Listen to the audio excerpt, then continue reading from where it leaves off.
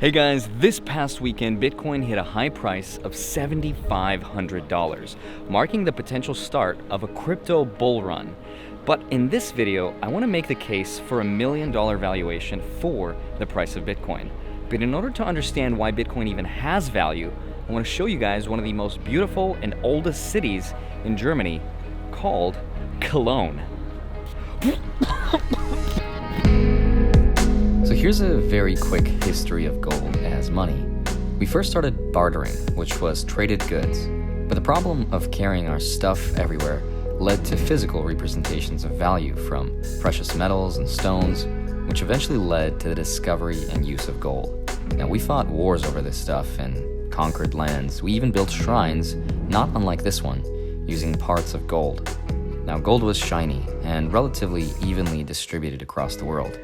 When the United States stopped selling gold to foreign powers in 1971, it brought the gold standard to an end.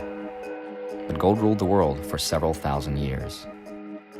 But gold also had its problems, right? Because it was heavy, it was difficult to transport and hard to divide, and it was easily stolen, and it was easy to counterfeit. So we began to migrate away from gold towards monetary systems that would instead represent the value that is gold to hopefully fix the problems that gold had, and thus began the shift towards a cash society. But even that took a very long time to adopt.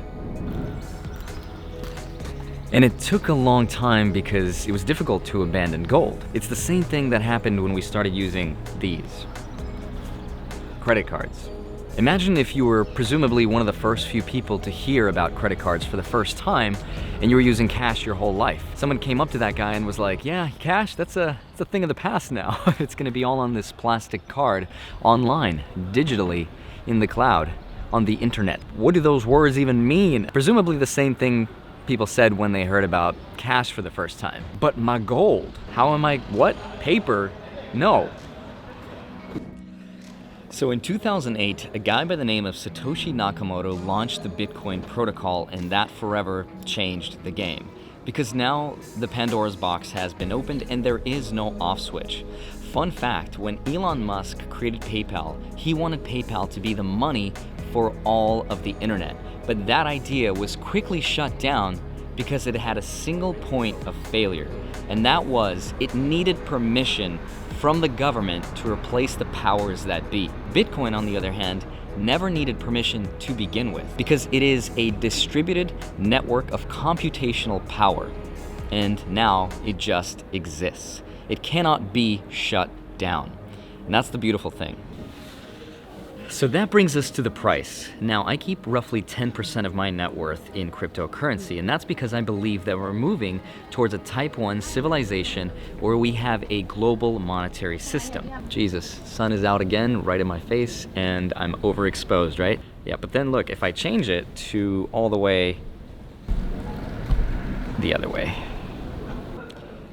Look, the sun's gonna go away, watch. In one take, you guys are seeing this. Look, it's gone, right?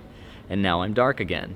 But watch, I'm gonna bring it back and it's gonna go bright again. That's because, now this measuring of civilizations comes from a Soviet astronomer by the name of Nikolai Kardashev, completely unrelated to the Kardashians. And that idea was proposed in 1964 and popularized by a world-renowned physicist by the name of Michio Kaku, who also happens to be one of my favorite human beings. So here's the breakdown of what I mean by saying that we're moving towards a type 1 civilization. All right. So a type 1 civilization can use the resources of a planet. A type 2 civilization can use the resources and the energy of a nearby star, and a type 3 civilization can use the energy resources of a galaxy. Now, on this measurement system, we are rank 0 because we get our energy from coal and dead plants, but we can already see evidence of our transition into a type 1 civilization as we speak. And that is because we're using energy, solar, wind, and of course, hopefully in the future, we're gonna use fusion. Now, we also have a type 1 language, which is seemingly turning out to be English. And now we have a type 1 phone system, which is the internet, and that connects us worldwide to each other instantaneously. And we're also moving towards a global monetary system, and that is, of course, cryptocurrency, a world money where you can go from country to country, state to state, and it doesn't matter because you're using the same currency for everyone worldwide. And it's likely going to turn out to be something like Bitcoin, if not exactly Bitcoin.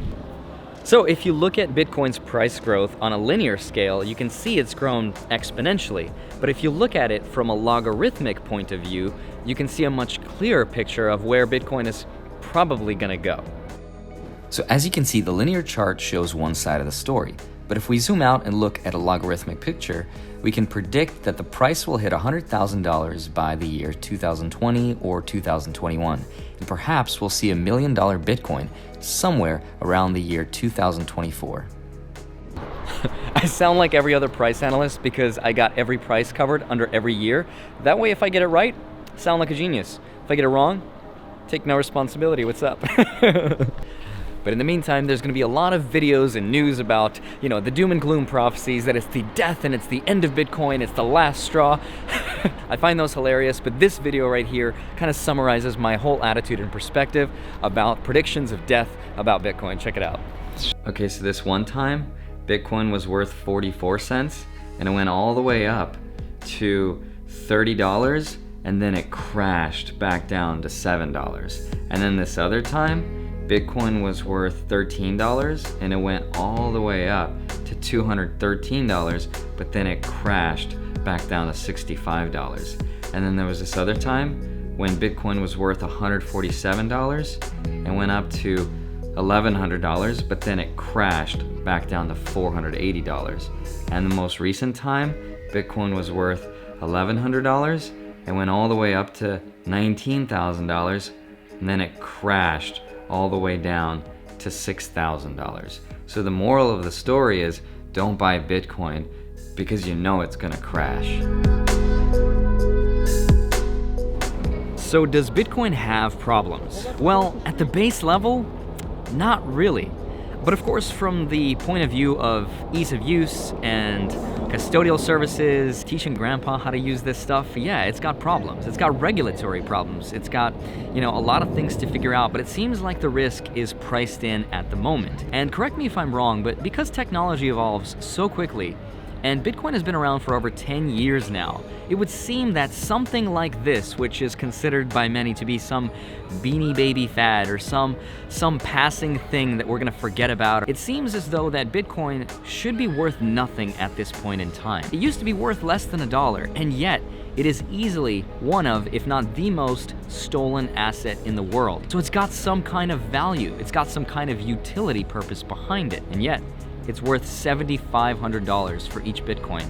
And the fundamentals of Bitcoin have never been stronger as more and more businesses accept Bitcoin and more people are waking up about monetary systems and about the Federal Reserve and about fractional reserve banking. All of this stuff means something. And as a conservative dividend investor that teaches you guys about finance and creating passive income for yourself, I'm telling you now that I have 10% of my net worth into Bitcoin. Bitcoin is either going to be worth nothing or closer to $1 million within 5 years. And I truly believe that. Could I be wrong? Absolutely. But I've never seen something like this before. And again, the risk is worth the reward. So I've certainly put my money where my mouth is, and I want to know what you guys think. What do you think is going to happen to Bitcoin in a few years? Do you think it's going to be around? But I'm excited to see what John McAfee does on television within the next few years. But it seems like every halvening, which is a thing that happens within Bitcoin, the price jumps quite a bit. Yeah, it's exciting times. All right, so there's no emails I want you to sign up for, no newsletters, no courses to sell you guys, but if you like this video, smash the like button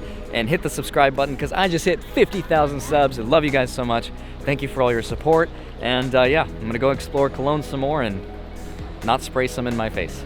So thank you guys, love you, take care, peace.